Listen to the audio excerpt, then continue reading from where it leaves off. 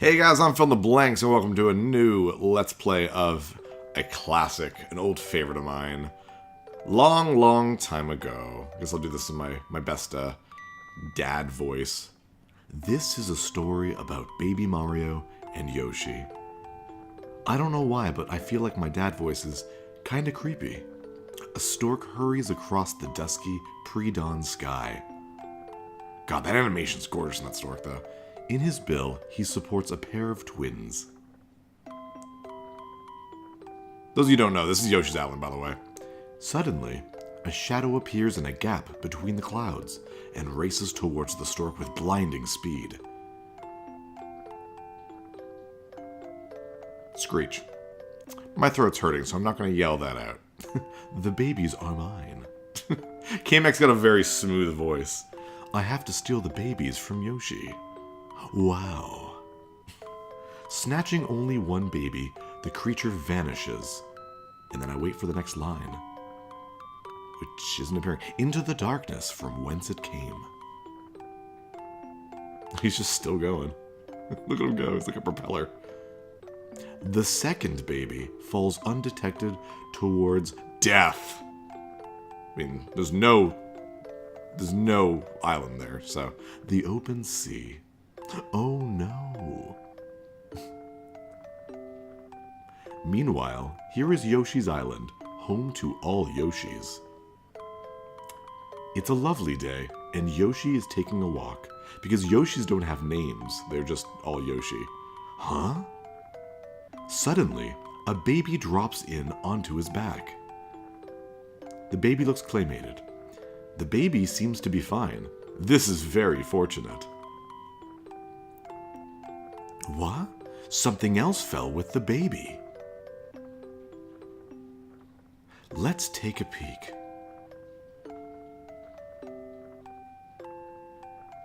It's an insanely crude looking map.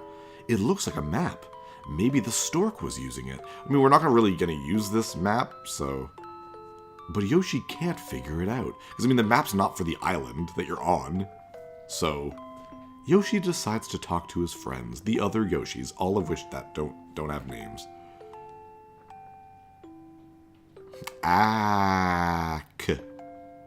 Kamek, or Kamek, I don't know how some people pronounce that, the evil Magic Koopa and kidnapper of the baby, quickly dispatches his toadies. When he discovers that he missed the other baby. Well, the background music, the music box kind of thing, you hear it being wound up every so often, which is really cool. Yoshi heads leisurely back to the other Yoshis. I didn't know Yoshis had an E. I was just Y-O-S-H-I-S, unaware of the danger at hand, with the incredibly slow toadies going there. Kamek's forces are actively searching the island.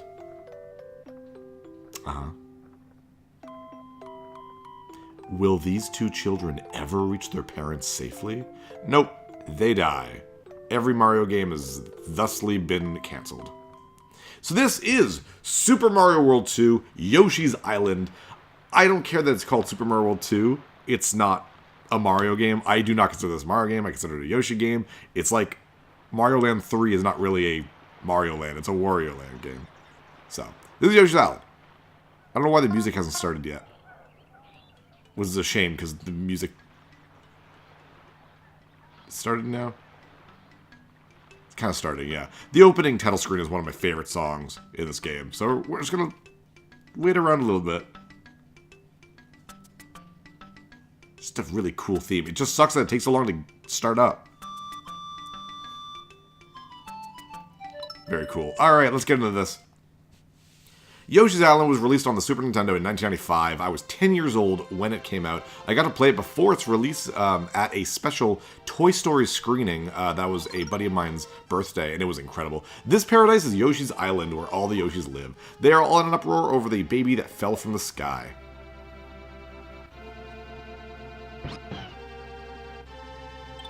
Wait, the baby seems to know where he wants to go. It's over there. The bond between the twins informs each of them where the other one is. That's not how it works. The Yoshis decide to carry the baby to his destination via a relay system. Now begins a new adventure for the Yoshis and Baby Mario, who already has a name and a hat. Whatever. This game is awesome. If you haven't played this game, by the way, this is one of the best games on the Super Nintendo, one of the most gorgeous games too, and we'll have a lot of time to talk about the graphics and how that started and all that sort of thing. But this is Welcome to Yoshi's Island. It's an intro level here.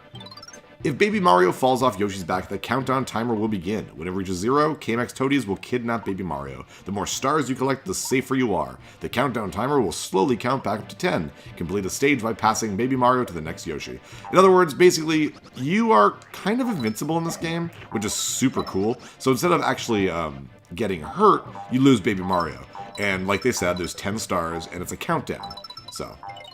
hovering jump. Yeah, I don't need to read this stuff. I'll explain it to you guys. So, when you get hit, Mario goes flying. You gotta catch him before it goes to 0. That's how you die in this game. You can die through other means, like falling through holes or hitting lava or spikes. You can also do this flutter jump. It's the first game where Yoshi has a flutter jump. It's become a mainstay ever since. I mean, it's even in Smash Brothers, so that's pretty cool. Yum. And you get eggs. That is the opening stage. Kind of a weird one. And here's the little world map. I like this song. This is actually my ringtone. Not this one specifically, it's the world map for the end of the game, because every time you beat a world, they add another instrument to this. I'm going to switch to... no, patience fine. Sometimes put it in hasty. And each level has a score, like that, which is nothing. You can't go back. I don't think you can go back to the intro stage, so not really a big deal. Boop. 1-1. Make eggs, throw eggs. Woo! So, oh my god, look at this background. So friggin' beautiful. Looks so great. Yoshi can lick up enemies. He can spit them out. It's not like in Mario World where if you eat them, you just immediately swallow the egg. Or swallow the enemy. Special flower! Gather 5 for a 1-up. They add to your point total. They also add flowers to the gold ring roulette. Whee! Oh, nice. Kill the piranha plant. Nice. And, yeah, you can use them to throw things. These are the question mark clouds instead of question mark blocks. So you either need an enemy or you need eggs. You can throw eggs. You can carry 6 at a time. There are different types of eggs. It's pretty cool. Lots of things to talk about. Here's some stars. So the countdown can go up to 30, but every time you get hit, it starts going down. It'll only regenerate up till 10. But in order to 100% this game, you need to beat each level with a maximum of 30 coins. Or sorry, 30 stars. There's also, I believe, 20... Is it 20? Yeah, 20 red coins and 5 flowers. So there we go. What are you going to say? Chomp Rock is a useful object. Push it over. Yeah, okay. That's Chomp Rock down there. So yeah, there are 20 red coins in each stage. Sometimes they're obvious like that one. Sometimes they're mixed into the yellow coins. But if you look at the tint of the bottom of the coins, you can actually see which ones are red coins. Like these 3, for example, are red coins. Right over here. Stop. Right there. Those 3 are red coins, and the rest are yellow coins. So you can actually kind of tell. So it's not really that difficult, but whatever. There are 20 hidden in each stage. Sometimes they are hard to get. Whoop! And feed this guy, get some more stars. There are technically unlimited stars in each level. There's ways for you to create stars out of nothing, so that one up. Just a heads up, I am not playing this on my original cartridge. I'm not 100% sure how the Retron would handle this game, because this game actually has a chip built inside the cartridge called the Super FX2 chip. Most people remember the FX chip from Mega Man X2, or mostly Star Fox and Stunt Race FX. This game uses I think it's just straight up called the FX2 chip, or FX Chip 2, or whatever it's called. But basically, it's a more powerful version of it. It does more things. It's why, like, Chomp Rock down there was rotating, and I think under normal circumstances, the NES can only rotate objects that are considered backgrounds, which is why a lot of Super Nintendo games, you'll notice that like bosses that scale and rotate and stuff were always on a black background, because the boss themselves were the background. I think there's some chips, I don't think it's the FX2 chip that specifically does it, but there's chips in the cartridge that allow other things to be able to grow and scale and rotate without that. That sound, if you heard that, means you got all 20 red coins, by the way. So that's just a way to recognize whether or not you've gotten them all. Once you get 30 stars, the stars become coins instead. There's a lot to explain. Sorry about that. I mean, this is the first level, so there's a lot to explain. And then you can tell here if you've gotten all the flowers, because there's 5 flowers there. Whee! Jump through the goal ring, whatever you want to call it.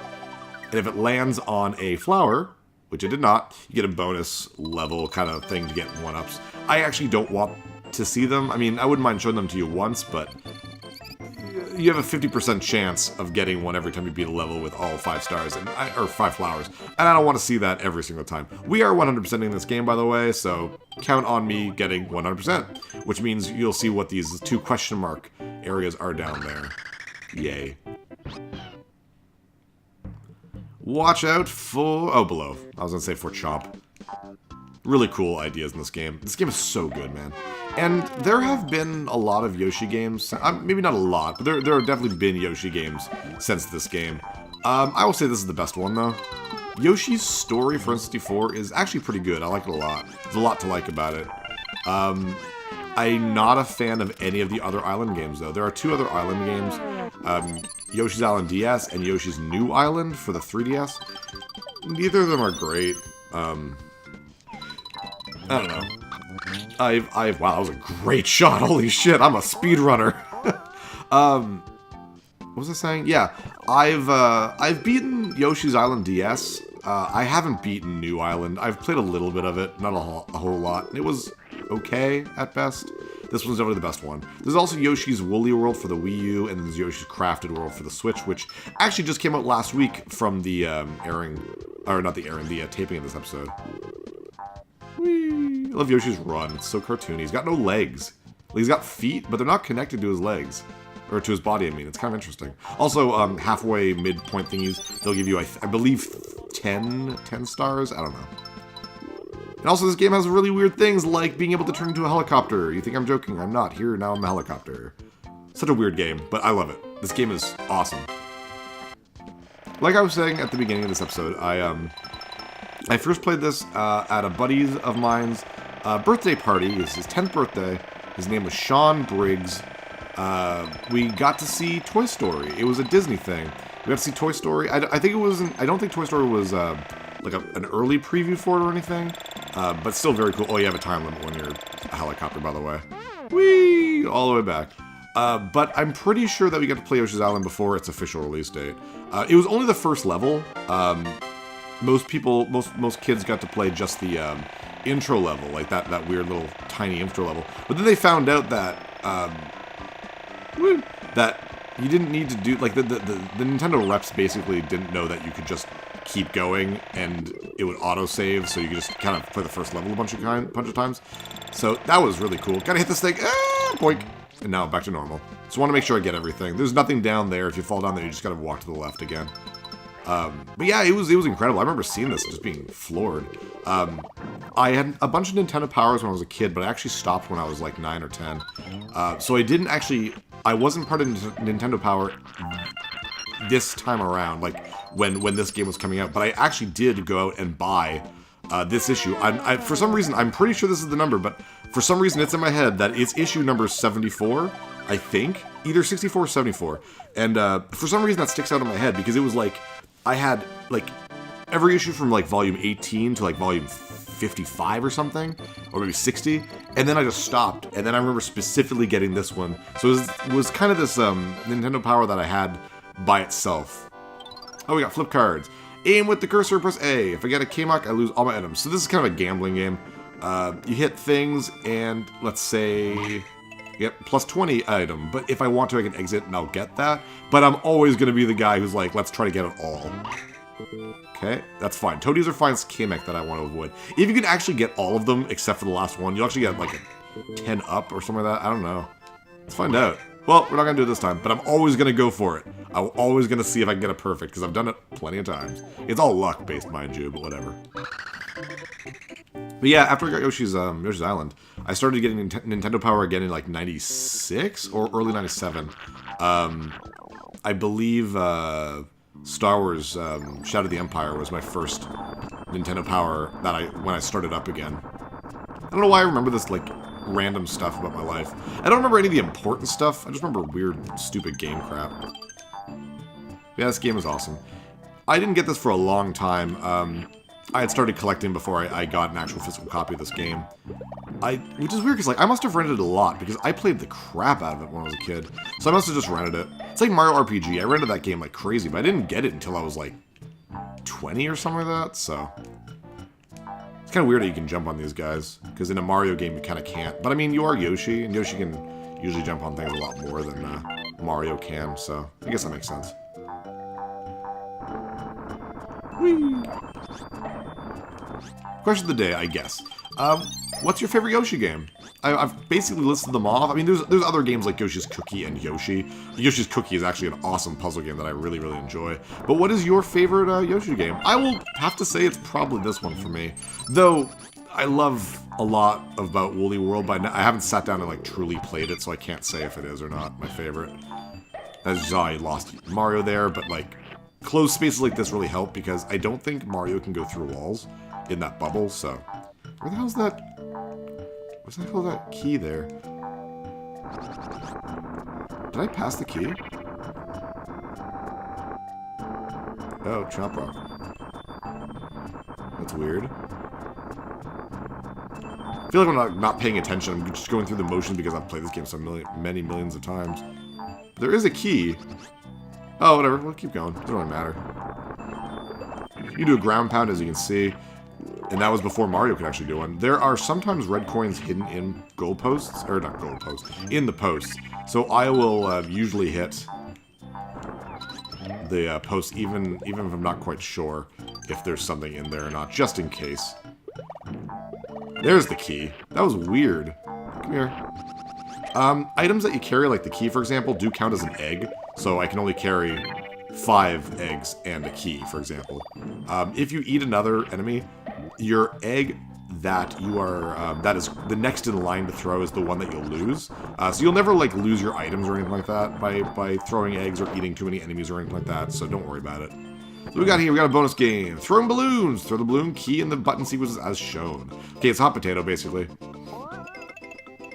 And the balloon just grows, and you just kind of hit, like, X down, for example. But it's hot potatoes, so to be honest, I could just sit here and do nothing until I find that the balloon is getting big enough that he's gonna shoot it back at me.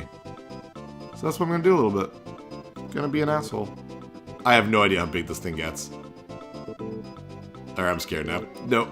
Let's get rid of it. It gets bigger than that, though, obviously. Oh, wow! Perfect timing! Look at that. We got one up. You'll either win 1-ups or you'll win items, which you can use. Oh, yeah, to use an item. I didn't even learn this like the first time I played this game. Press pause, and at the bottom, you can see those 3 panels there. They hold items. You can use them. You can't use them during boss battles. So if you lose some stars, you can use an item, for example, if you really need one, to get 100%, but you can't use it during a boss battle. So you can't get... Basically, you have to fight every boss battle in this game perfectly in order to 100% this game. It's not too difficult. This is a really fun game, but it's not... I wouldn't call it hard. And can I go in here? Oh, I can. Oh, this just holds houses enemies. To be honest, a lot of pipes don't really have much in this game. It's another thing that makes it not very Mario, is that pipes don't really do too much.